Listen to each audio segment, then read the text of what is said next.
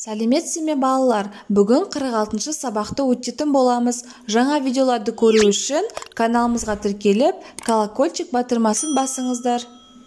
Бүгінгі тақырып уақытыңды бағала, түбірмен қосымша. 33-ші жаттығу мәтінді тыңда, 1 минут. Отбасында бәрі өз уақытымен жүріп тұрғанды жақсы көретін. Тек Талғат қана үнемі кешігіп жүретін. Талғат, кел тамағыңды іш деп шақыратын шешесі. Қазір 1 минуттан кейін барамын деп Талғат кітабын оқи беретін. Бұл оның әдеттегі жауабы еді. Ылғи осылай дейтін. Бір күні мектепте шаңғы жарысы өтті. Талғат шаңғыны жақсы тебетін, бірақ ол жеңімпаз болған жоқ. Оның жолдасы 1 минутқа озып келді. Талғат 2-ші орын алып, үйге көңілсіз болып қайтты. Талғат біраз ойланып, 1 минуттың адам өміріндегі маңызын енді ғана түсінгендей болды. Мәтін мазмұны бойынша бір-біріңе сұрақ қой. Талғат шақырған кезде не деп жауап берді? Неліктен жарыста 1-ші орынды ала алмады?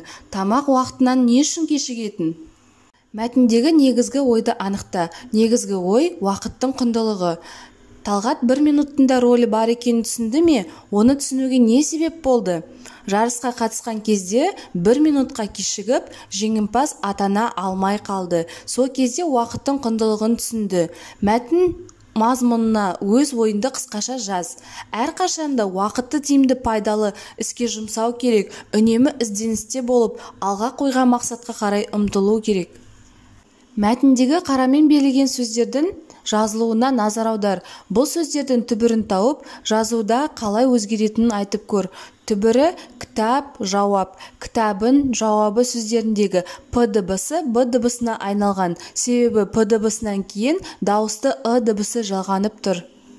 Қосымша жалғанғанда кейбір түбір сөздердің жазылуы өзгереді. Кітап, кітабы, парақ, парағы, әріп, әрпі, халық, халқы.